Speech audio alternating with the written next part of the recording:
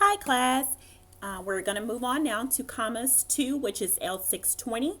So we're going to pick up on some new comma rules. Now we learned how to use commas with adjectives and we've learned how to use them with fanboys. Let's look at using commas in some more everyday tasks. Let's go back. Kim, where is your wallet? So who am I speaking to here? Yes, I'm speaking to Kim. So because I'm speaking to Kim, notice there's a comma after her name. I need your help, Haley. Who am I speaking to? I put Haley's name in my sentence. I'm speaking to her. Notice that her name's at the back of the sentence, so we're going to put a comma before her name. So personal address can be at the beginning, the end, and sometimes you're going to see it in the middle.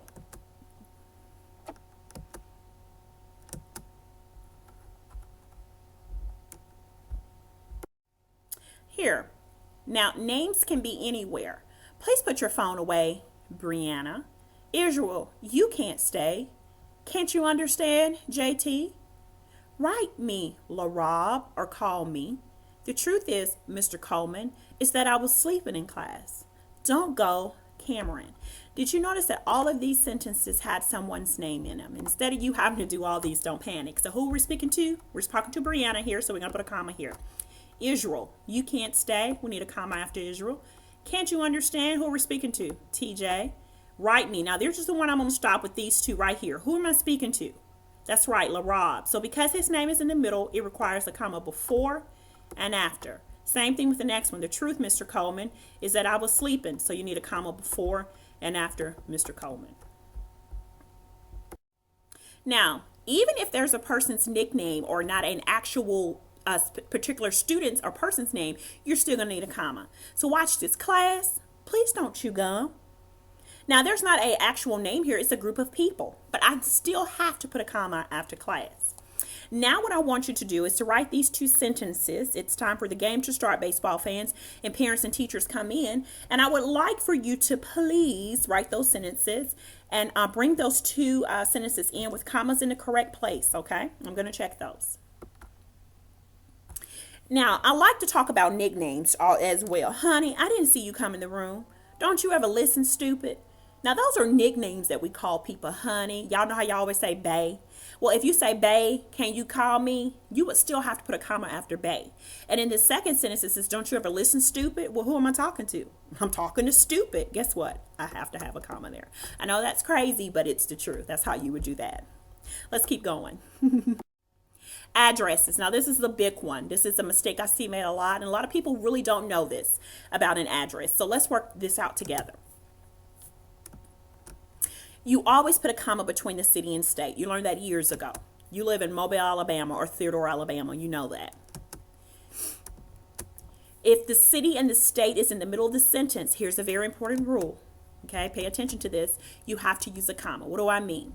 We will move to Danbury, Connecticut next month. Let me change to my highlighter here because I want you to see this. Now notice that Danbury and Connecticut, here's the city and here's the state. So that requires a comma. But I want you to notice that this is in the middle of the sentence, which means there are words after this state here. If that happens, look at that. Wow, you have to put a comma there. A lot of people don't even know that they have to put a comma. If the sentence keeps going after I put the state, I need a comma. I bet you didn't know that, huh? Let's keep going. Let's see some more. The play will be performed in Houston, Texas at the Civic Show. Well, what did we just learn? We always put a comma between what and what. Here's our city and here's our state. There's a comma. But did you notice that there are words after the state here? So because there are words after the state, guess what we have to use? That's right, a comma.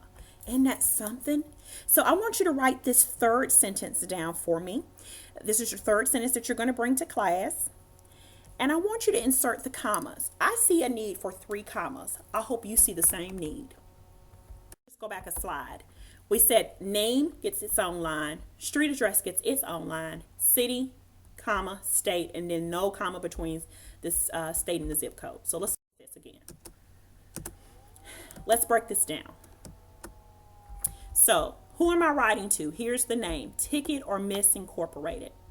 Now, whenever you have something that's incorporated or it's corporation or something like that, you're going to have to, let me move out from the highlighter. Let's make this a pen right quick. You're going to have to use, I use the laser pointer. Notice that you have to put a comma here. This is really tricky for students. So if they're incorporated, notice there's a comma. This is the name of the company. It gets its own comma. Let's do the street address. It's on 6100 Rivers Lane. That's the street address. It gets its own comma. We always put a comma between the city and the state.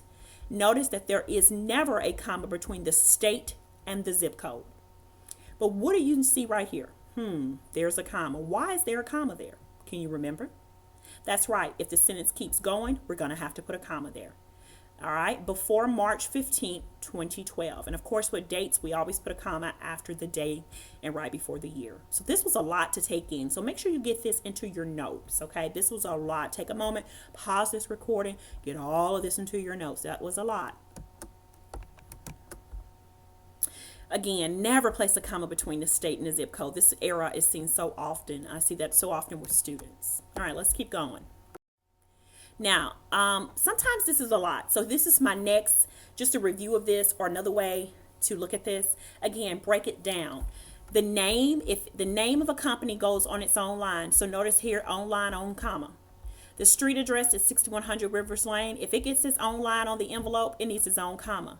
And then here we go with the city and the state and the zip code. If it gets its own line on the envelope, then it needs its own line for the comma. Okay, just keep that in mind. Now here's your practice.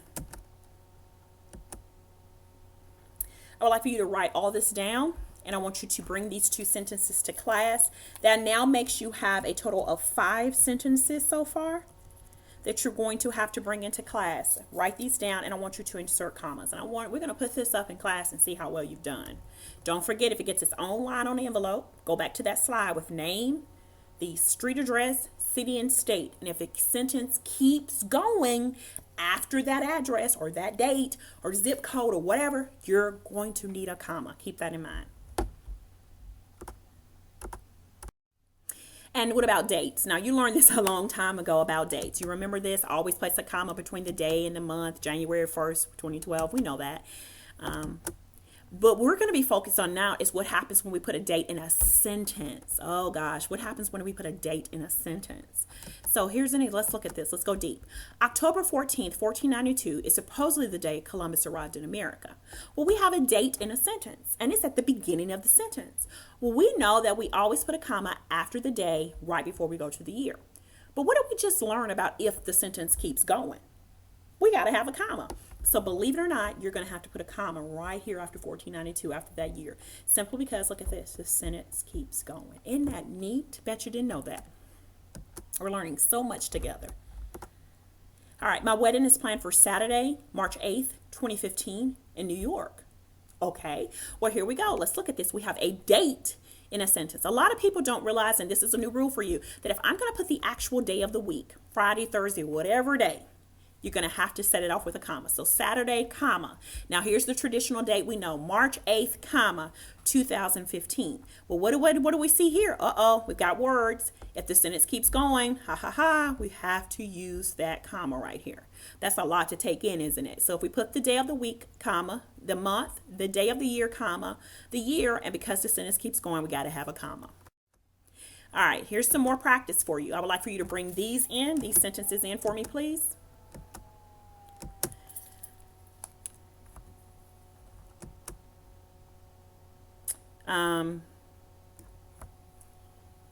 That's going to give you 2 more sentences that I want you to bring in.